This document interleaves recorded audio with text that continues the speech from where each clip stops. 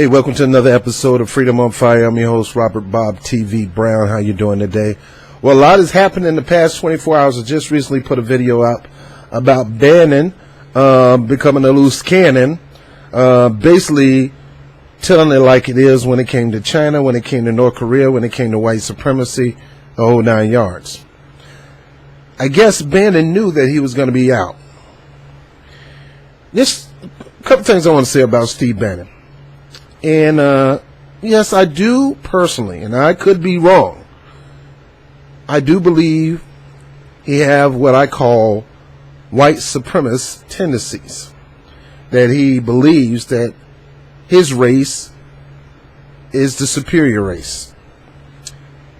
And do I believe he believe it to the point where he's going to be dominant? He wants to preach dominancy over people?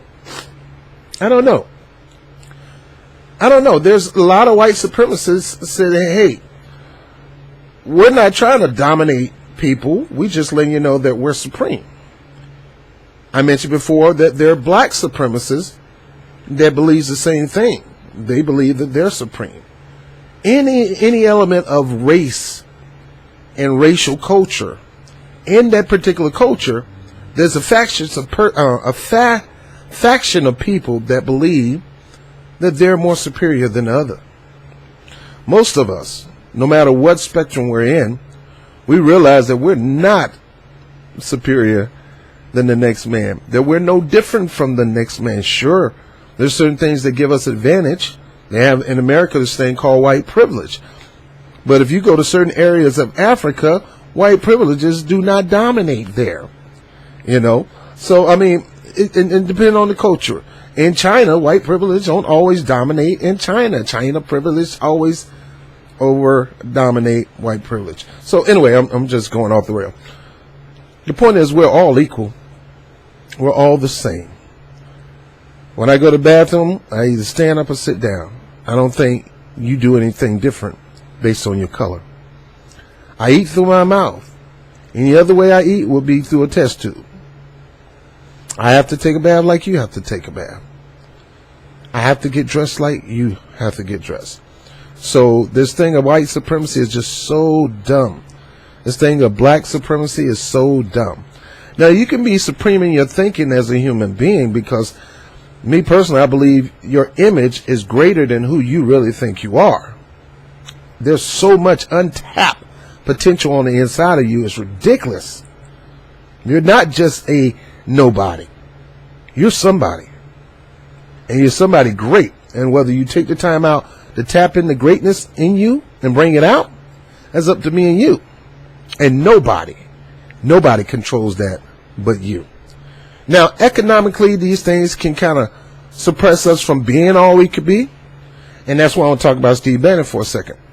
In the Republican Party, and anybody that's speaking out against white supremacy and racism and things like that, dude, you can speak out all you want. It's your policies that's more important. You got Democrats want to use this opportunity. I really believe a lot of stuff is social engineering. I really believe that wealthy people are playing with our minds and our souls and our personal lives to stir up tension where they can look good. Right now, the Democratic Party think they actually think that this is going to better fit them in 2018 because now they get to paint the picture of Trump continuing to be an overly racist person. They're going to use all the quotes that he did at the conference. Then they're going to talk about the Republicans, and they're going to try to paint them overall racist. But they have no reason to try to do that without thinking somebody's not going to look into them because of racial policies. And that's the thing about it. You may not be a racist, but do you promote, support, proclaim, and push racist policies?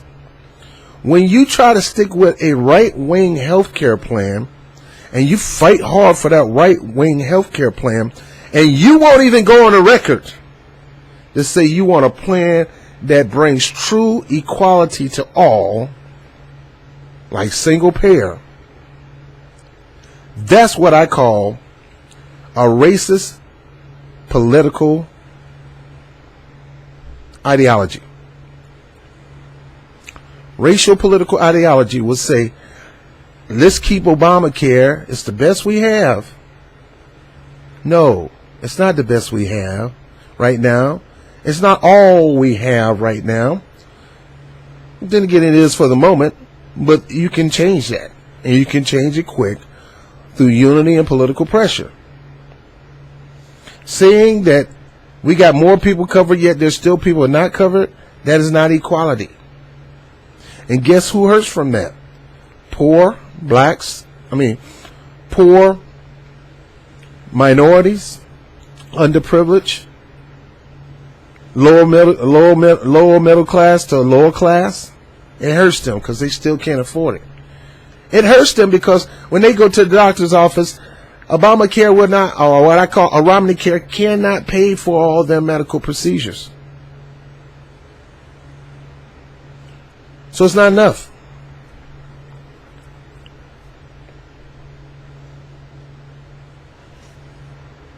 Also, where a person has to go to public college, which means they get funded, and they have to pay out of their pocket, and their parents not making 40, 50, 60,000 a year, they're disadvantaged. Who does this hurt? Latinos, African Americans, some of Asian culture. You know, because a lot of Asians, they come to this country with money.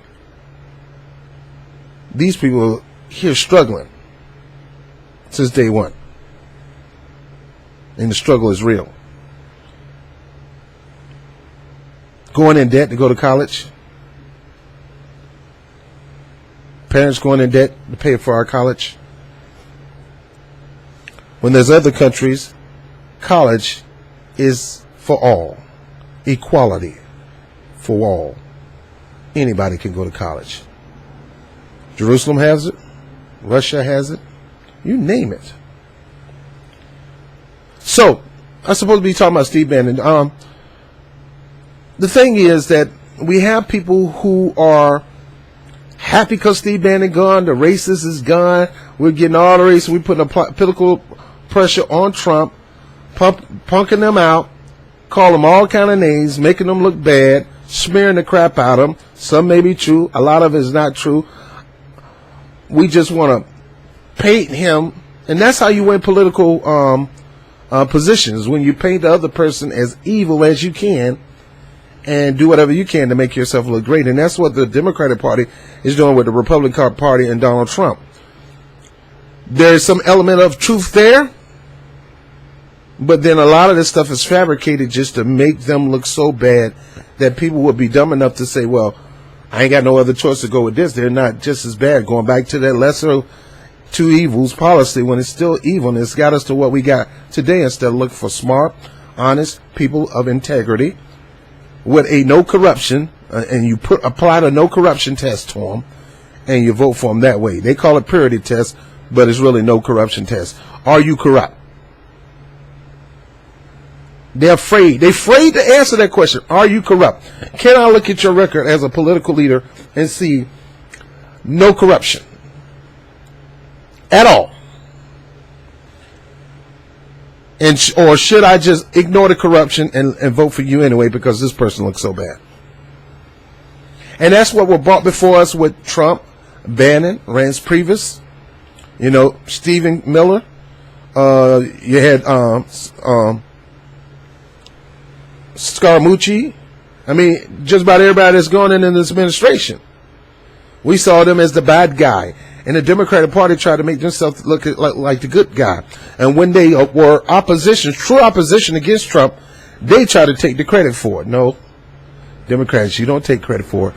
It's the people who take credit for it. And majority of the people are not on your side. And you're not going to act like majority of the people are on your side. Because people like me are going to blast you out and call you bald-faced liars. This wasn't a you thing, it was we thing. And we know what you're doing with this commission to look into racism. Well, why don't you look into your own race in the Democratic Party, because you are one of the leading foundational culprits and racial political positioning. A lot of you was out there killing, whooping, burning, and hanging black people, yet take off your hood and go into the halls of legislation and vote. So get out of here with that stuff. Check your history, people. Don't be fooled. A lot of the racist policies that I talk about right now, a lot of racial policies, a lot of racial divide, didn't just come from the Republican Party. It came from the Democratic Party. And if you look at the roots of political racism, you'll find that the person who planted that seed was the Democratic Party. Now, right now, overly racist Republican Party, like I said, I don't talk to them much. They dead to me. You know, I look at individuals. They're dead to me. Democratic Party is dead to me now. After collusion and scheming to push Hillary Clinton into office, they're dead to me now. The Democratic Party is a losing party now. Unfortunately, the Republican Party are growing because of the practices of the Democratic Party. Closed primaries, super delegates, these caucuses, and things like that. All that stuff need to go. You got to get rid of the super delegates or you are not going to ever win again. Why? Why are we demanding you get rid of the super delegates?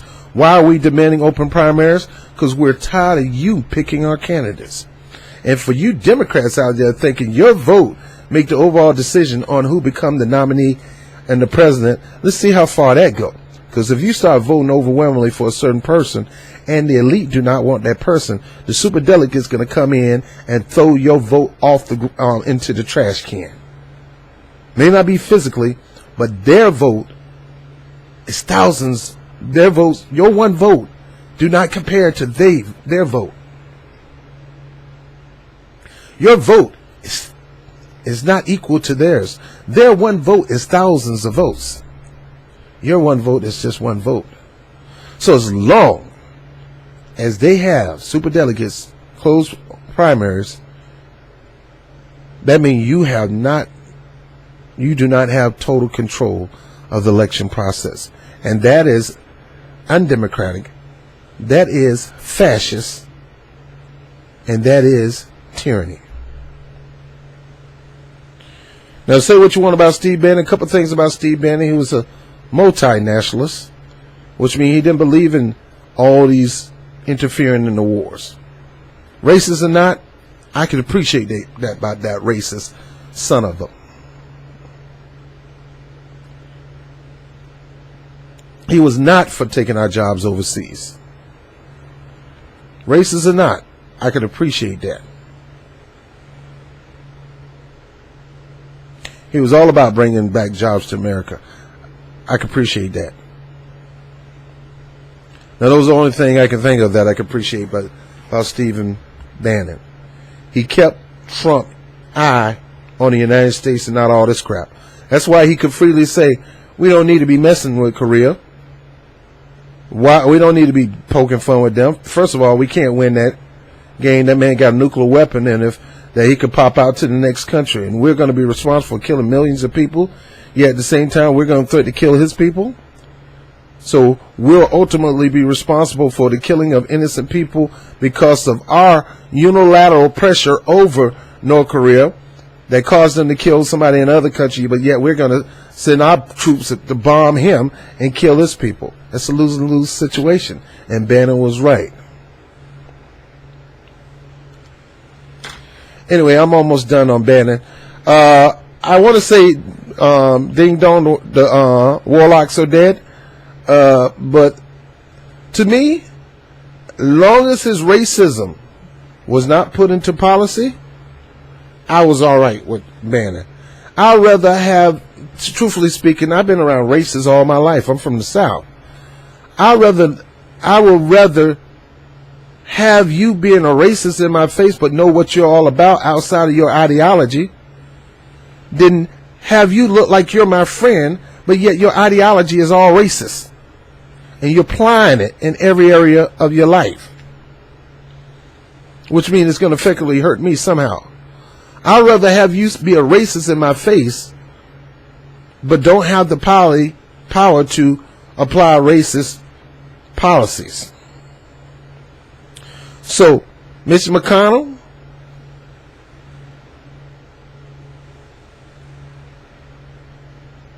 your speech didn't impress me. Paul Ryan, John McCain, Lindsey Graham, you name it. Thank you for the speech on how we're not going back and we're a nation of a melting pot and everybody is equal. I appreciate that, but you're trying to get rid of Medicare. You're trying to get rid of Social Security. That crappy health care plan with had 30 million people off of health care coverage. So your mouth say one thing, but your racist policies say another thing. Democrats, don't you get happy. Because this private prison thing, that's racist. It's nothing but slave labor. Because you're going to work people to work for factories. On top of that, having factories to get their stuff made in those private prisons for cheap labor is wrong. That's racist. Trade, not going on record and not working hard right now to get universal health care and trying to get us to kiss up to this Obamacare, that's racist. Why? Because it doesn't cover everybody. There is no equal for all. There's only a certain segment of people that's going to be covered. I can go on and on and on. Jobs, infrastructure, I can go on and on and on. Things that are not, you're not preaching. When you sitting up here saying, well, yes, we need to move the minimum wage up, $15 to cover more people with their situation versus $12 an hour. The people on the lower total poll, $12 an hour, still ain't enough. $15 still ain't enough, but at least it's a living wage to keep them borderline. But $12 will still keep them on the poverty level, especially here in New York City. In the background right here. So all you politicians, all you on both sides, you can talk out of your mouth. We need peace. We're a peaceful, loving country. We don't believe in racial divide. We don't believe in culture divide. But yet at the same time, you're going to kiss up the corporate donors, letting them do the bidding to keep people buying high prescription drugs when they cannot afford it, when you know that we can work things out where we can get it free or cheaper. So spare me your high moral ground, Democratic Party, when it comes to racial and ethnic division. Spare me. What you say out of your mouth does never compares to what you do. Your actions speak louder than words. And this fight to keep Obamacare, but won't go on the record to push single payer. Bad action. Bad action. Continue to do corporate trade policies like the TPP, a black, half white man, which we consider black, push that policy, which would harm the African Americans, the Latino Americans who are working these manufacturing jobs. What jobs can we work when they keep going overseas? So, my thing concerns Steve Bannon. I'm glad he's gone, but certain elements I wish could stick around. Because what's going to happen now is the deep state, which is a mixture of the military complex and the corporate industry, is going to control President Trump. And I'm going to do another segment on don't you dare think Trump is going to step down. Donald Trump is not that guy. He is not that guy. He is not a quitter. I'm telling you, he is not a quitter. He'll move some things around. He'll probably appear to be more diplomatic. He'll probably appear to be more, he's going to go even harder at trying to appear to be the people's president. Yet at the same time, like most politicians, corporate America and the military complex is controlling him like a puppet. The deep state was successful with removing the multinationalists out of the White House using Donald Trump. Now, like I said, the ideology of supremacy in multinationalism is disgusting to me. But some of the principles, I'm okay. No intervention in wars. Working together with other people to push back our opposition and things that conflict with American interests. True American interests, which mean here in the homeland. Those are the things I appreciate about Bannon. Reince Priebus wasn't that guy, but Bannon was. But don't get it twisted. I think Bannon, the people at Breitbart, are not are not warriors of equality. They're warriors of division. But I'll rather know you're a warrior of division, but know how you operate and be okay with some parts of that, than a person who claims he's my friend, but at the same time got a knife ready to stab me in my back or turn around and cut my throat. Don't be fooled, people, by these people who are apologizing, who's trying to make a stand for equality when their policies are racist as they can come, which means it hurts minorities while they smiling at us, saying they're on our side. I'm Bob TV, Freedom on Fire. Peace. Hey, this is your boy Bob TV with Freedom on Fire and Rob Report.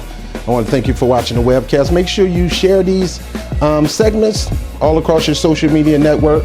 Like and share, subscribe, and maybe I invite a couple other people to do the same thing. You make the difference. I also want to thank you for those who support this channel through Patreon, whether it's 50 cents to $50 million. It goes right back into what we do here. So like the lights that you're looking at right now, that's because of something that you did. So I really appreciate it. I want to thank my man Vegimatic for the Blue Yeti mic, one of the top microphones out right now. He knew I needed the mic, so he blessed me with it. So all of you guys make the difference into this channel growing, and I really want to appreciate you for that. Also, by all means, again, continue to share your comments at the bottom of each video. Just don't get so visceral to the people who may disagree with me or may disagree with you. This calling out name stuff, that's not for this channel. So please try not to call people names, personal names. Now you can call some of the stuff they talk about crap. I say that, but just don't attack people personally. Words really hurt when you start attacking people personally, because these people really believe these things, and you're not gonna take away their belief by calling them names. So please don't do that on this channel. But nevertheless, I appreciate you guys. We're shooting for 2,000 now, so I need your help. So as my pastor would say, reach one, teach one. I mean, let's reach out. You got the information. Make sure you share with other people and try to get them to subscribe to the channel so we can grow and expand. I'm Bob TV, Freedom on Fire, Rob Report. Peace.